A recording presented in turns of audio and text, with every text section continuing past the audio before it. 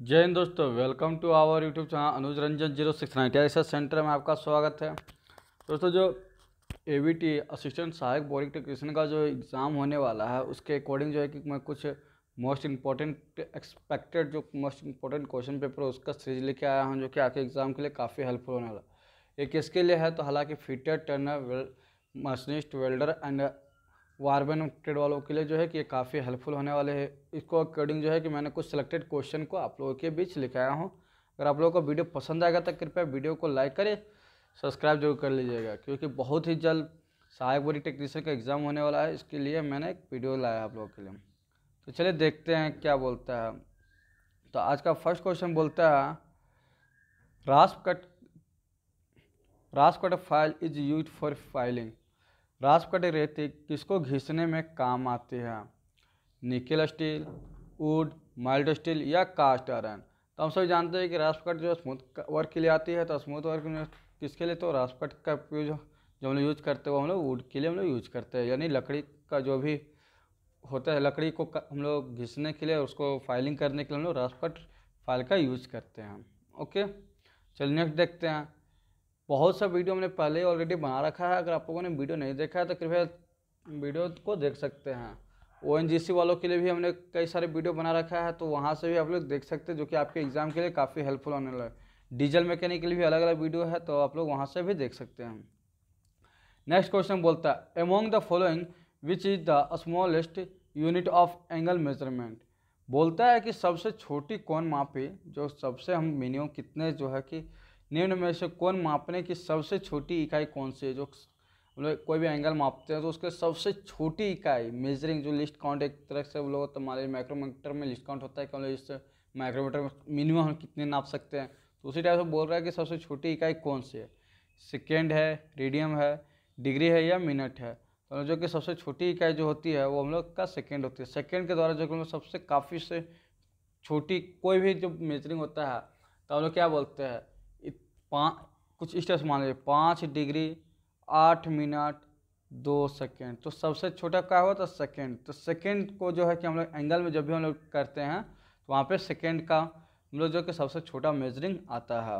Okay, चलिए next देखते हैं। 3 नंबर में क्या बोलता है, A file remove the metal during. एक रेती निम्न के दौरान धातु हटाते हैं। तो किसके दौरान जो है कि धातु हटाती है, कब हटाती है? ऑप्शन देख सकते हैं, फॉरवर्ड बहुत फॉरवर्ड एंड रिटर्न स्ट्रोक। क्या जब हम लोग फाइलिंग करते हैं तो आगे की ओर या पीछे की ओर जब भी लेते हैं फाइलिंग, क्योंकि स्टेप से फ्रंट एंड बैक पोर्शन में होती है, तो क्या आगे और पीछे जब भी करते हैं तो क्या फाइल रिमूव करती है? तो ये तो ऑप्शन गलत हो जाता है। सेकेंड होता है नन ऑफ दिस, यानी कि क्या सभी जो है कि गलत है, तो ये तो ऐसा पता चलेगा आगे देखने से। फिर थर्ड है फॉरवर्ड स्ट्रोक में और फोर्थ है रिटर्न स्ट्रोक में। तो option number see the right answer, क्योंकि कभी जब हम लोग फॉरवर्ड स्ट्रोक में जब भी हम लोग फाइलिंग करते हैं या हैक्सोइंग करते हैं तो हम लोग का जो है कि आगे कटिंग जब भी करते हैं तभी जो है कि हम लोग प्रेशर डाल के जो है कि हैक्सोइंग करते हैं या फाइलिंग करते हैं, तो वहाँ पे रिमूव होता है मेटल। अगर हम लोग रिटर्न स्ट्रोक और फॉरवर्ड स्ट्रोक को अगर इक्वल बेस में करेंगे तो हम लोग थक भी जाएंगे और कटिंग भी बहुत कम होती है। इसलिए हम लोग कभी फॉरवर्ड स्ट्रोक में जाकर ज़्यादा प्रेशर देते हैं और रिटर्न स्ट्रोक में कम देते हैं। तो जब ये ज़्यादा प्रेशर देंगे तो उधर ज़्यादा कटेगी, यानी कि फॉरवर्ड स्ट्रोक में इसका राइट आंसर हो जाएगा। 4 नंबर देखते हैं। 4 नंबर में क्या बोलता है, the calliper meant for measuring the width of a slot is. खांचे की चौड़ाई को मापने के लिए निम्नलिखित कैलिपर होता है, जैनी कैलिपर, इनसाइड कैलिपर, ऑडलेग कैलिपर या आउटसाइड कैलिपर। तो जैनी कैलिपर का कैसा होता है, तो वो इसका एक पैर सीधा और एक पैर कुछ इस टाइप से होता है, ठीक है, हल्का टेपर आप लोग देखे होंगे। जैनी कैलिपर कुछ इस टाइप से होता है, एक होता है। फिर नेक्स्ट यहाँ पे ऑप्शन सेकंड इनसाइड कैलिपर। तो इनसाइड कैलिपर कैसा होता है, उसका दोनों जो है कि पैर बाहर की ओर घुमा होता है, ठीक है। तो हम लोग क्या बोल रहा है, खांचे की चौड़ाई को मापने के लिए, यानी जो हमारा विड्थ चौड़ाई है उसको मापने के लिए हम लोग किसका यूज़ करते हैं, तो हम लोग इनसाइड कैलिपर का इस्तेमाल करते हैं। ओके, वहीं ऑडलेग कैलिपर की बात किया, आउटसाइड कैलिपर की बात किया। तो आउटसाइड कैलिपर कैसा होता है, तो आउटसाइड कैलिपर जो हमारा कुछ इस टाइप से होता है, ठीक है। बाहर वाले जो आउटर डाया को अगर नापना हो तो वहाँ पर हम लोग किसका यूज करते हैं, तो आउटसाइड कैलिपर का यूज करते हैं। इनसाइड कैलिपर का हम लोग क्या है, इनर डाया और विड्थ जो आपकी चौड़ाई इंटरनल कितना है उसको नापने के लिए हम लोग इनसाइड कैलिपर का इस्तेमाल करते हो। और जैनी कैलिपर से क्या करते हैं, तो हम लोग किसी भी मान लीजिए कुछ इस टाइप से हमारा अगर प्लेट है, कुछ इस टाइप से हमारा प्लेट है, अगर हमें जो है कि मेजरिंग करना है 10 mm पे, हमें एक लाइन देना है, कुछ यहाँ पे 10 mm पे लाइन है, तो एक जो इसका हमने इस टाइप से ड्राइंग बनाया था ना कि एक जो है कि एक सीधा होता है पैर और एक जो है कि इस टाइप से मुड़ा होता है, तो एक पैर को, एक पॉइंट को तो हमने इस पे जो है कि टच करना है और एक पैर को यहाँ से 10 mm का जो स्ट्रेट वाला वो 10 mm और एक टेपर वाला को यहाँ लगाएंगे और उसके दोनों को एक साथ खींचेंगे तो हमारा 10 mm पे वो एग्जैक्ट आ जाएगा। उसको जो है कि हम अस्टी रूल की सहायता से जो है कि इसको सेट कर लेते हैं कि कितने हमें लेना है। ठीक है, चलिए नेक्स्ट देखते हैं 5 नंबर। 5 नंबर क्वेश्चन में क्या बोलता है, 5 नंबर में बोलता है a micrometer has a negative error of 0.03 mm। इसको जो कि काफ़ी मोस्ट इंपॉर्टेंट क्वेश्चन, ये ऑलमोस्ट सारे एग्जाम में जो है कि पूछा जाता है, तो इसको थोड़ा ध्यान दे दीजिएगा। A micrometer has a negative error of 0.03 mm। What is the correct reading when the micrometer measure 40.53 mm। तो हमारा बोल रहा है कि हमारा जो है कि 0.03 mm का जो है कि हमारा एरर है, एक माइक्रोमीटर में निगेटिव एरर है।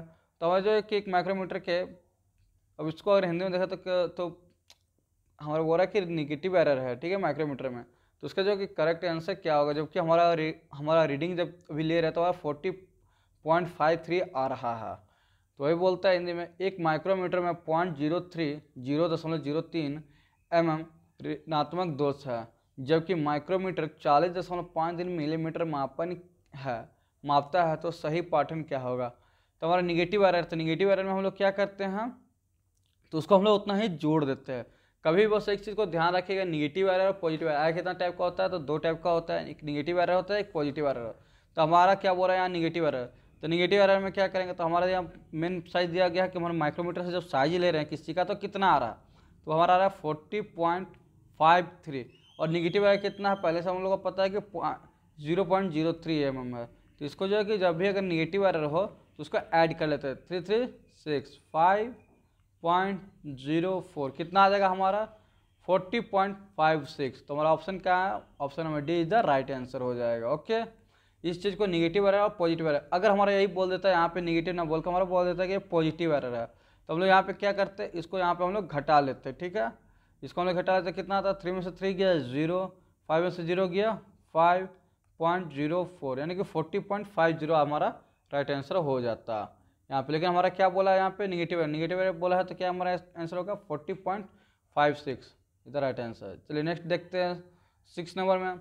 6 नंबर में क्या बोलता है, हम the main scalar of vernier height gauge is graduation.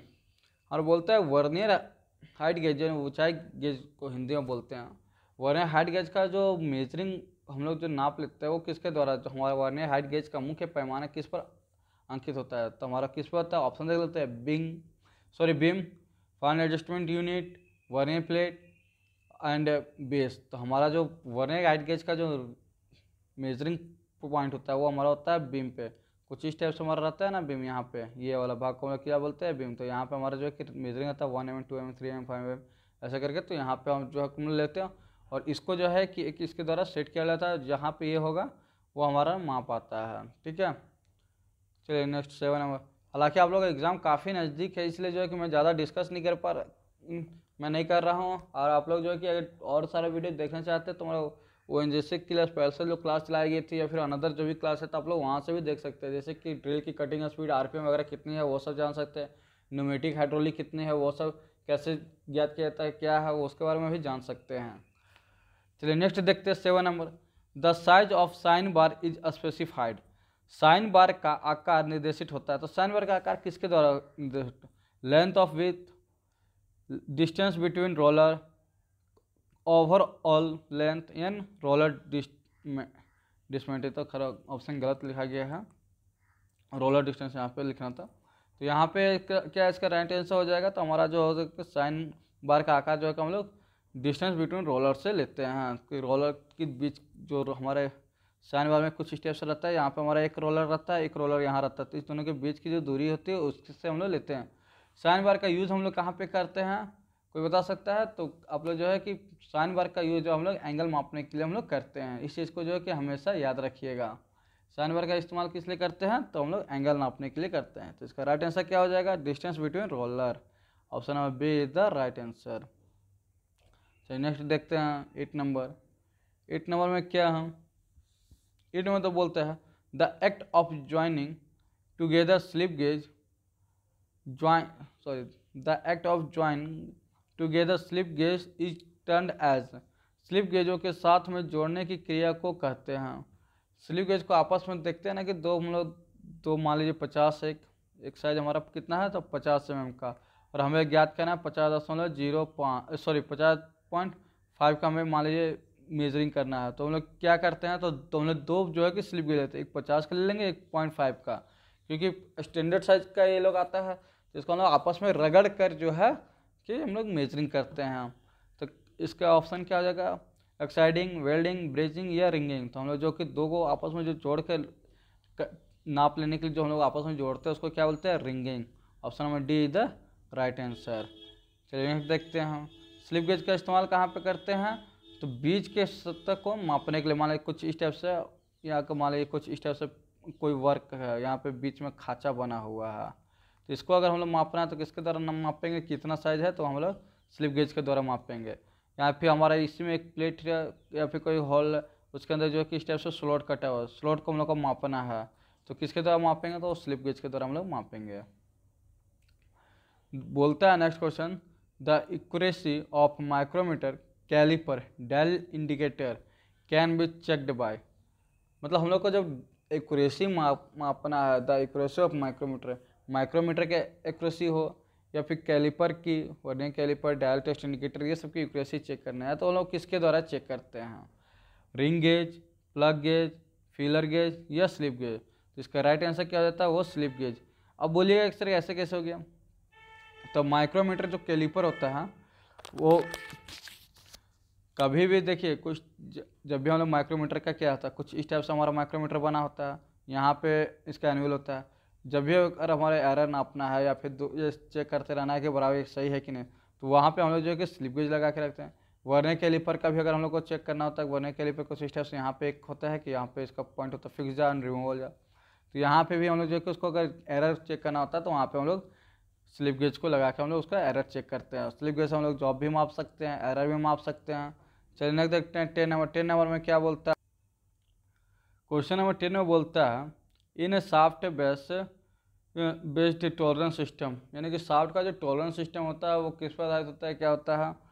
Option है a hole size is kept fixed, tolerance is given on both hole and shaft, tolerance is given on the hole, फिर shaft is kept fixed. तो किस पे होता है हमारा जो है कि साफ्ट का जो टॉलरेंस सिस्टम का बेस्ट होता है, साफ्ट बेस्ड टॉलरेंस सिस्टम जो होता है वो हमारा किस पे होता है तो साफ्ट इज कीप्ड फिक्स्ड पे होता है। Option number D is the right answer. जिस पे देखिए जब भी अगर डिटेल्स बताने की जरूरत होगी किसी क्वेश्चन पे तो मैं उस पर जरूर कोशिश करूँ जितना ज़्यादा डिटेल्स बता सकूँ। हालांकि मैं इसलिए नहीं बता रहा हूँ क्योंकि कम समय में ज़्यादा से ज़्यादा क्वेश्चन को मैं कराने की कोशिश कर रहा हूँ, जिससे कि क्यों हो क्या रहा है कि आप लोग का एग्ज़ाम काफ़ी नज़दीक है। इसके लिए आप लोग जितना जल्दी से जल्दी कम समय में ज़्यादा से ज़्यादा क्वेश्चन अगर आप लोग उसको जो है कि देख लेते हैं तो आप लोग के एग्ज़ाम के लिए काफ़ी हेल्पफुल होने वाला है। चलिए नेक्स्ट 11 नंबर देखते हैं according to Indian standard 50H8। इस चीज़ को ध्यान दीजिएगा क्या बोलता है, एक तो इंडियन स्टैंडर्ड बोलता है यानी कि मीट्रिक सिस्टम में बोलता है, उसका बोलता है 50H8 small g7 means capital H और स्मॉल g का अलग अलग मतलब है। इस चीज़ को हमें ध्यान दीजिएगा, उसके बारे में बता देता हूँ आप लोग को। हिंदी में बोलता है भारतीय मानक के अनुसार 50Hg कैपिटल Hg/07 का अर्थ है क्या है, ऑप्शन देख लेते हैं भाई। तो बोलता है distance of fit on shaft basic system, fit और पद साफ्ट आधारित पद्धति पर है, नन ऑफ दिस, यहाँ पे ऑप्शन में सिनेमा से कोई नहीं ये बोलता है। इस चीज़ को देखिए क्या ऐसा क्यों लिखा गया, क्योंकि होता क्या है कि कई बार आप लोग का एग्जाम में भी ऐसे पूछ देता है, ऑप्शन को आगे पीछे करके जो है कि नन ऑफ दिस को स्टार्टिंग दे देता है, बैक बीच में दे देता है। इसलिए तो आप लोग जो इसको एग्जाम दिए होंगे तो आप लोग को पहले से पता, अगर नहीं दिया तो आप लोग जान जाइए, ऐसा भी एग्जाम में रहता है। Tolerance grade of shaft is 8 and hole is 7, tolerance grade for hole is 8 and shaft is 7। तो इसमें देखिए बोलता है क्या है 50H capital H7 by G6।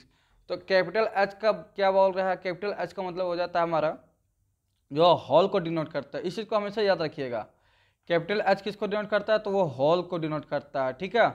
वहीं शाफ्ट की बात की जाए तो शाफ्ट को क्या करता है, स्मॉल जी जो है कि शाफ्ट को डिनोट करता है। आप लोग को कभी भी एग्जाम में ये नहीं लिखा था, सॉरी ड्राइंग में ये नहीं बताया था कि हॉल 20, हॉल यानी 20 नहीं लिखा होता है, H20 G7 यानी कि जी शाफ्ट यहाँ पे 7 लगेगा, हॉल 80 रहेगा, 20 रहेगा, इस तरह मतलब अलग अलग साइज को डिनोट करते हुए। तो यहाँ पे वही चीज़ बोलता है, भारतीय मानक के अनुसार जो है कि 50 कैपिटल H8/G9 का अर्थ है। तो वहाँ पे अर्थ क्या है, तो टॉलरेंस ग्रेड आपका दिया हुआ है, हॉल जो है 8 एंड शाफ्ट जो है कि 7। Option number D is the right answer. 12 number में क्या बोलता है, इन इंटरफेरेंस फिट, व्यक्तिकरण फिट क्या है, जिसको कि संक्रमण फिट भी बोलते हैं। ऑप्शन है a tolerance zone of hole is complete above the shaft, छिद्र का टॉलरेंस जोन शाफ्ट के बिल्कुल ऊपर होता है। नन ऑफ दिस, यहाँ पे नोट है नन ऑफ दिस, या फिर tolerance zone of hall and shaft overlap, छिद्र और शाफ्ट के टॉलरेंस जोन ओवरलैप करते हैं। Tolerance zone of hole is completely below the shaft, छिद्र का टॉलरेंस जोन शाफ्ट के बिल्कुल नीचे होता है।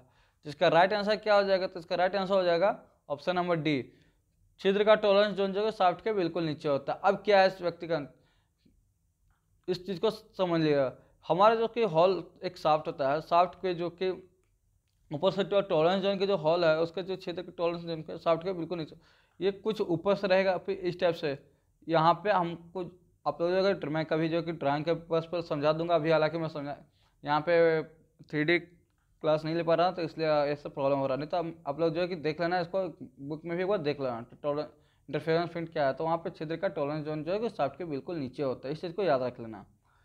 चलिए 30 नंबर देखते हैं, 30 नंबर में क्या बोलता है, और 30 नंबर क्वेश्चन है, according to Indian standard total number of tolerance grade, भारतीय मानक के अनुसार कुल सहिष्णुता गुण यानी कि टॉलरेंस गुण कितना होता है। टॉलरेंस हमारे इंडियन स्टैंडर्ड में मेट्रिक सिस्टम में हमारे बोला जाए तो टॉलरेंस कितना प्रकार का होता है, 20, 8, 10 या 18।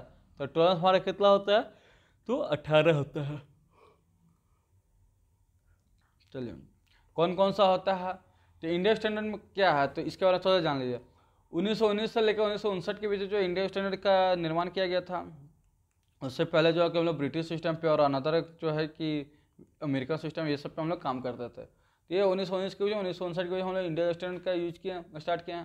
तो इसमें जो है 1 mm से लेकर 5 mm व्यास तक का जो कि शाफ्ट और हॉल द्वारा फिट प्राप्त करने के लिए जो है कि हम लोग 18 को जो है कि टॉलरेंस ग्रेड हम लोग करते हैं। कितना से कितना, 1 mm से लेकर 500 mm तक। इस चीज़ का याद रखिए, कई बार एग्जाम में आपको घुमा घुमा के पूछ लेता है कि हम लोग इंडियन स्टैंडर्ड कितना साइज तक का हॉल और शाफ्ट होता है, तो 1 mm से लेकर 500 mm तक में, क्योंकि यहाँ पे जो है कि आपको हॉल टॉलरेंस वगैरह मिनिमम मेजर में ही आता है। अगर ज़्यादा इनलार्ज में आ जाएगा, ज़्यादा बड़ा साइज में आ जाएगा, तो वहाँ पे तो कि आपको जो टॉलरेंस काफ़ी प्रॉब्लम हो जाता है। अब वो 18 का जो हमारा टॉलरेंस हो कौन कौन सा, ये भी जान जाइए कहाँ से कौन कौन नंबर है। तो IT, इसको नोट करें, IT0, IT1, IT2 से लेकर IT16 तक है। ओके, IT2 से लेकर IT16 तक है। हमारा टॉलरेंस कितना होता है, तो IT0 से लेकर 16 तक आप काउंट कीजिए तो वहाँ पे आ जाएगा कौन कौन आएगा, IT0, IT1, IT2 ऐसे कर करके IT16 तक करेंगे तो हमारा जो है कि आएगा। तथा इसको जो है कि इसमें 25 प्रकार के हॉल एवं शाफ्ट होते हैं। तो यहाँ पे क्या बोला था पहले हमारा कि भारतीय मानक के अनुसार according to Indian standard number of tolerance grade कितना बोला, तो 18 बोला होता है। और वहीं शाफ्ट की बात करें तो शाफ्ट कितना होता है, तो हमारा जो कि 25 प्रकार का होता है। उसको कैसे डिनोट करते हैं, तो अल्फा बीटा के द्वारा ABC द्वारा जो हम लोग डिनोट करते हैं। ओके, चलिए नेक्स्ट देखते हैं। अगर वहीं पे हमारा अगर ब्रिटिश का पूछ दे, यहाँ पे हम क्वेश्चन तो इंडियन का पूछा है, अगर ब्रिटिश का पूछ दे तो ब्रिटिश में कितना होता है, तो उसमें जो है कि 16 ग्रेड होता है। ठीक है, जो 1 से लेकर 16 नंबर तक होता है। तो नेक्स्ट देखते हैं 14 नंबर में क्या बोलता है, 14 नंबर क्वेश्चन बोलता है the principle of interchangeability is normally employed for. अंतर विनिमयता का सिद्धांत साधारणतः निम्न पर लागू होता है। तो किस पे होता है इंटरचेबिलिटी का जो है वो किस सिद्धांत पे कार्य करता है? Part with in the prediction, क्या बोलता है, parts with in the present limit of size, पूर्व निर्धारित सीमाओं के आकार के पुर्जे पर, all of this mass production पर, या फिर समान पुर्जे के उत्पादन पर, प्रोडक्शन ऑफ आइडेंटिकल पार्ट्स है। तो हमारा इसका जो राइट आंसर हो जाएगा वो क्या हो जाएगा?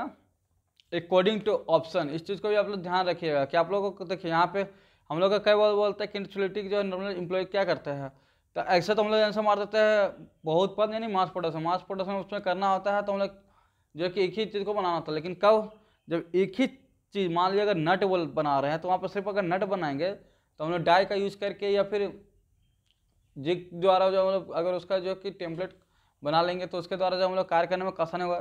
तो उसके लिए हम लोग क्या करें, जब भी समान पुर्जे का उत्पादन करेंगे तो हम लोग कम से कम जो है कि एरर में, अगर एक ही चीज़ बना रहे बार तो कम से कम एरर में या फिर ना बराबर के में हम लोग जो मास प्रोडक्शन कर सकते हैं, काफ़ी ज़्यादा हायर कर सकते हैं, बहुत ही ज़्यादा धातु की जो हमारा मांग है उसको हम लोग पूर्ति कर सकते हैं। ठीक है, चलिए नेक्स्ट देखते हैं 15 नंबर। 15 नंबर में क्या बोलता है हमारा 15 क्वेश्चन बोलता है the main purpose of annealing is. Annealing का मुख्य उद्देश्य क्या है? टू इंक्रीज मशीनिटी का गुण बढ़ाना। एनेलिंग का क्या है? तो फिर नेक्स्ट है टू रिमूव डिस्टोर्शन, विरूपण का गुण हटाना। टू इंक्रीज द हार्डनेस, कठोरता बढ़ाना। टू इंक्रीज द टफनेस, चिमड़ापन बढ़ाना। तो हमारा जो है क्या एनेलिंग का मुख्य उद्देश्य क्या है? तो हमारा जो है कि मॉलिक्यूलरिटी का गुण को बढ़ाना। टॉलरेंस जो है कि हमारा एनेलिंग करने से क्या होता है, मशीनिंग करने में आसानी होता है, इसलिए जो है कि वहाँ पे एनेलिंग प्रोसेस की जाती है। एनेलिंग कैसे होती है? हार्डनिंग, सॉफ्टनिंग, ये सारा जो है कि हम लोग डक्टिलाइज गुण या मेलेबिलिटी इस सब के बारे में हमने एक जो है कि सारे क्लास में जो एक जब भी क्वेश्चन होता है मैं क्या करता हूँ, सारे क्वेश्चन को अलग अलग चैप्टर से लेता हूँ, तो उस पर जो भी पॉसिबल होता है उसको कंप्लीट करता हूँ, उस पर डिफिनेशन बताता हूँ। तो आप लोग जो ऐसा नहीं कि हमने ओएनजीसी का पढ़ाया तो सिर्फ ओएनजीसी के लिए ही है, वो सारे एग्जाम के लिए जो भी आपका टेक्निकल बेस्ड एग्जाम होता है वो सब के लिए होता है। मैं एबीटी पढ़ा रहा हूँ, असिस्टेंट सहायक बोर्ड टेक्नीशियन, तो ऐसा नहीं कि सिर्फ सहायक बोर्ड टेक्नीशियन के लिए ही हेल्प होगा, ये जो है कि सारे एग्जाम के लिए हेल्पफुल होता है। ठीक है, तो आप लोग के समझ क्या है कि आप कैसे समझोगे और कैसे जो है कि आप लोग तैयारी कर सकते हो। चलिए नेक्स्ट देखते हैं 16 नंबर। 16 नंबर क्या बोलता है? निम्न प्रक्रमों में से किस प्रक्रम में इस्पात की भट्टी में आवश्यक तापक्रम तक गर्म किया जाता है एवं फिर भट्टी में ही धीमी गति से ठंडा किया जाता है? ऑप्शन है नाइट्राइडिंग, एनिलिंग, टेम्परिंग या हार्डनिंग। तो कौन सा जब हमारा बोलता है कि ऐसा कौन सा प्रक्रिया जिसमें कि भट्टी में कोई आवश्यकता है जो गर्म करते हैं और फिर भट्टी में धीमी गति से ठंडा करते हैं कि धीरे धीरे उसको हम लोग ठंडा कर देते हैं, तो ऐसा कौन सा प्रोसेस है? क्या नाइट्राइडिंग है, एनिलिंग है, टेम्परिंग है या हार्डनिंग है? तो ऐसा प्रोसेस को हम लोग एनिलिंग कहते हैं। ठीक है, option number B is the right answer, annealing कहते हैं। एनिलिंग के बारे में जो है एनिलिंग क्यों किया जाता है? तो मशीनिंग क्रिया को जो कि आसान से करने के लिए, ताकि हम लोग जो है कि उसको कोई मशीनिंग ऑपरेशन कर रहे हैं तो हम लोग आसानी से उसको कर सके। कई बार होता है कि हमारा मेटल हार्ड होता है, कई बार काफ़ी सॉफ्ट होता है, सॉफ्ट होने पर भंगुर हो जाएगा, हार्ड होने पर जो है कि हमारा वर्क ही नहीं कर पाएगा, टूल वगैरह जो है कि जल्दी टूट जाएगा, तो हमारा तो कोई फ़ायदा नहीं हुआ। इसके लिए जो है कि वहाँ पर हम लोग एनिलिंग प्रोसेस करके उसको जो है कि एक समान वर्क में हम लोग उस धातु को लाते हैं ताकि हम लोग मशीनिंग करने में आसानी हो। नेक्स्ट 17 नंबर देखते हैं। The purpose of normalizing of a steel is to, इस्पात की सामान्यीकरण का उद्देश्य है softness of steel, increase the toughness,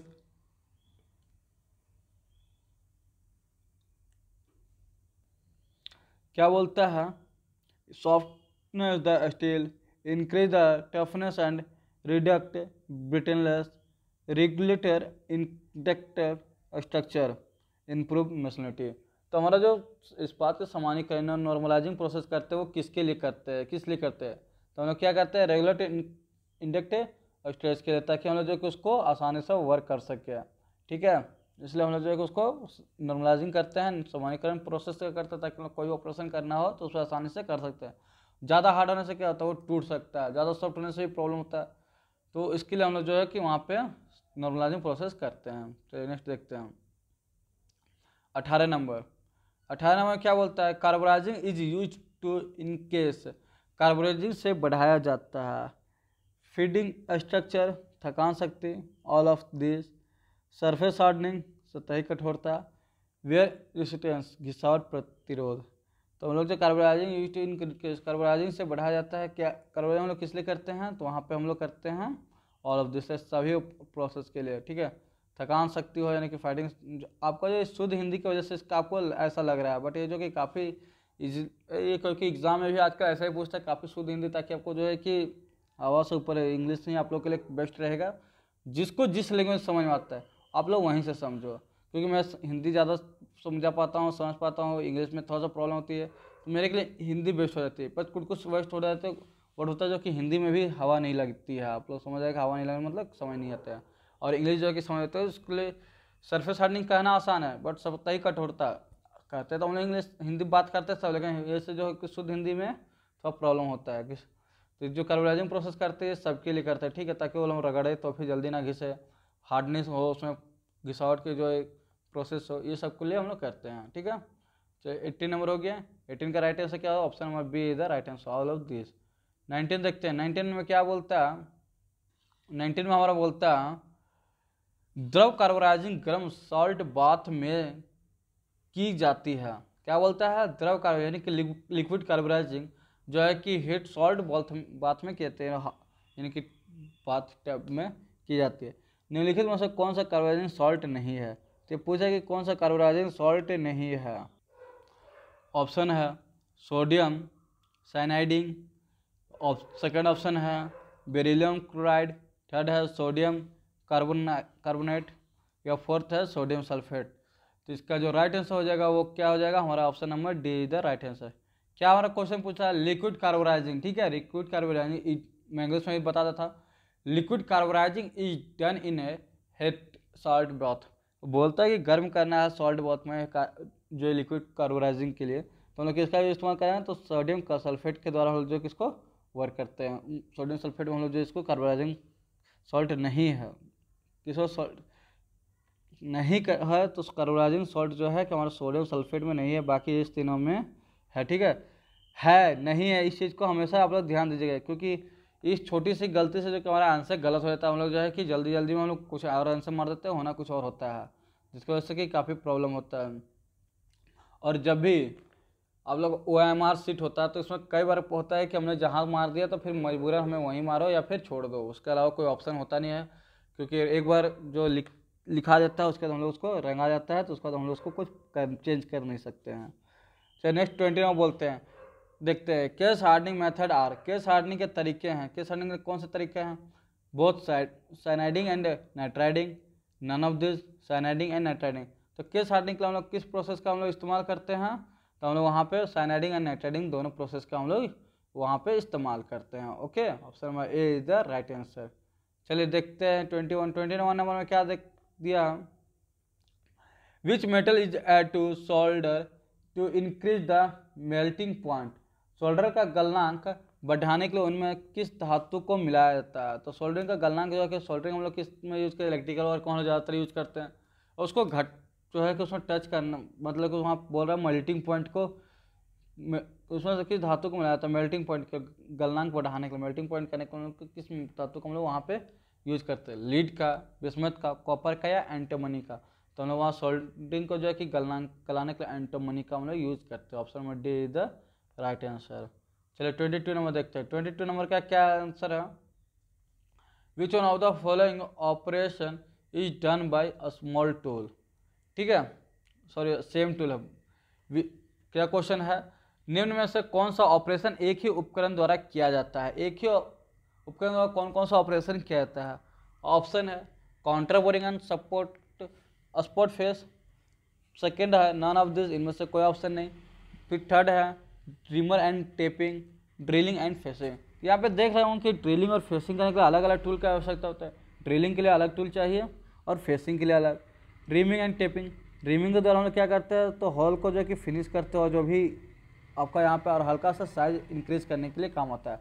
वहीं टेपिंग के द्वारा क्या करते हैं, तो हम लोग थ्रेड काटते हैं, तो ये भी ऑप्शन होता है। हमारा क्या क्वेश्चन पूछा कि एक ही टूल है, टूल एक ही हमारा और दो ऑपरेशन करना है, तो किससे कर सकते हैं, 2 तरह का ऑपरेशन करना होता है। तो काउंटर बोरिंग हो या स्पॉट फिशिंग हो, हम लोग एक ही टूल से द्वारा करते हैं। ये किस मशीन में लगा कर इस्तेमाल करते हैं, या आपका HV हो गया, VTB हो गया, हॉरिजॉन्टल बोरिंग, वर्टिकल बोरिंग, या फिर आपका लेथ हो गया। इन सब में जो है कि आपको इस टूल का इस्तेमाल करके हम लोग जो है कि वर्क कर सकते हैं। और हम लोग वहाँ पे काउंटर बोरिंग हो या स्पॉट फेसिंग, हम लोग किस लिए करते हैं, तो वहाँ पे बोल्ट को स्थान, बोल्ट को जो है कि कई बार हम लोग का जो कास्टिंग होके आता है तो हमारी जगह नहीं होता है, तो वहाँ पे उसको जो है कि हल्का सा फेस कर देने से बोल्ट को आसानी से वहाँ पे फिक्स किया जा सकता है ताकि वो स्लिप ना करे। चलिए नेक्स्ट 23 नंबर देखते हैं। 23 नंबर क्या बोलता है, which type of joint is easily unlocked, किस प्रकार के जोड़ आसानी से खुलने योग्य होते हैं। रिवेट जॉइंट, फिर है वेल्डिंग जॉइंट, मैकेनिकल जॉइंट, या फिर मैकेनिकल जॉइंट, या फिर थ्रेड जॉइंट। तो हमारा जो है कि आसानी से खोलना होता है वो थ्रेड जॉइंट मतलब क्या हो गया, नट एंड बोल्ट को हम आसानी से खोल सकते हैं। ये किसके अकॉर्डिंग आता है, ये फास्टनर के अकॉर्डिंग आता है, ठीक है। थ्रेड जॉइंट जो है कि फास्टनर हो गया आपका हमारा नट बोल्ट में आ गया। फिर यहाँ पे रिवेट जॉइंट जो है सेमी फास्टनर में आता है। इसमें क्या होता है कि हमारा रिवेट तो खराब हो जाता है, कभी मान लीजिए 2 पार्ट्स को A और B जो है कि हमने पार्ट्स को ऐड किया, यहाँ पे होल करके हमने जो है कि रिवेट के द्वारा इसको ज्वाइंट कर दिया, जोड़ दिया। जब भी अगर हमें इसको अलग करना हो तो वहाँ पे हमारा जो कि रिवेट तो खराब होता है, बट हमारा जो है कि प्लेट, हमारा वर्क जो है कि हमारा जॉब सही रहता है। वेल्डिंग में क्या होता है, हमारा जॉब भी खराब होता है और फास्टनर भी जो का इस्तेमाल करता हूँ वो भी खराब। मशीनिंग जॉइंट अलग हो गया आपका, थ्रेड जॉइंट में नट बोल्ट के आता है, ठीक है। जॉइंट के बारे में भी आप लोग अच्छे से देख लेना क्योंकि एग्जाम में उसके बारे में भी पूछा जाएगा। नेक्स्ट क्वेश्चन पूछता है, किस प्रक्रिया में अधिकतम अपघर्षक पदार्थ का उपयोग किया जाता है।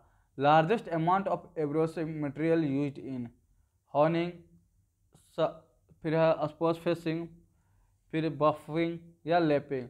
तो हमें जो है कि कोई भी वस्तु है, मान लीजिए कुछ इस टाइप से हॉल रिलेटेड कोई वस्तु है, सिलेंड्रिकल है, यहाँ पे आपको मैं इस टाइप से बना देता हूँ, कुछ इस टाइप से एक सिलेंड्रिकल जॉब है या फिर कुछ प्लेट ही है। तो यहाँ पे बोल रहा है कि किस प्रकार का अपघर्षक का उपयोग किया जाता है। तो सबसे जो मतलब फिनिशिंग, जैसे हम लोग नॉर्मल क्या करते हैं कि ग्राइंडिंग कर देते हैं, तो ग्राइंडिंग करने से फिनिशिंग, और उससे भी ज़्यादा अगर हमें फिनिशिंग चाहिए तो हम लोग क्या करेंगे, वहाँ पे होनिंग करेंगे। होनिंग और लेपिंग जो है कि कई बार बहुत लोग सोचते हैं कि एक ही है, बट ये दोनों के अलग अलग प्रोसेस है, अलग अलग एब्रेसिव के थ्रू किया जाता है। चलिए नेक्स्ट 25 नंबर देखते हैं। आजकल क्लास का लास्ट क्वेश्चन है 25 नंबर। 25 नंबर क्वेश्चन में क्या होता है, which one of the following is the force feed, निम्नलिखित में से कौन सा फोर्स फीड स्नेहक है। लिंग लुब्रिकेशन, चैन लुब्रिकेशन, ऑयल कैप, या फिर गैस गन मेथड। तो जो हमारा पूछ रहा है कि कौन सा फोर्स फीड स्नेहक, मतलब फोर्स करके, प्रेशर करके जो है कि हम लोग उसमें स्नेहक यानी कि कूलेंट डालते हैं, तो उसमें जो हमारा राइट आंसर हो जाएगा grace gun method. Grace gun द्वारा क्या होता है, काफ़ी मेजर से मेजर प्लेस पे, एकदम छोटी से छोटी बारीक जगह पे जो है कि वहाँ पे हम लोग अगर वहाँ पे प्लेस होता है तो वहाँ पे हमें उसको डाल देते हैं। और ग्रेस जो है कि काफ़ी समय तक हमारा जो है कि कूलेंट का वर्क करता है, लुब्रिकेंट का वर्क करता है, ताकि जो है कि दो भी पार्ट्स को फ्रिक्शन से बचाए, घिसने से बचा। चलिए आज का क्लास फिलहाल इतना ही। आप लोग असिस्टेंट साहब ओरिएंटेशन के एग्ज़ाम के लिए आप लोग को मैं बेस्ट ऑफ लक देता हूँ। जो भी लोग इसको एग्ज़ाम दे रहे हैं वो अच्छे से तैयारी करो और एग्ज़ाम दे। चलिए मिलते हैं नेक्स्ट वीडियो में, तब तक के लिए बाय बाय।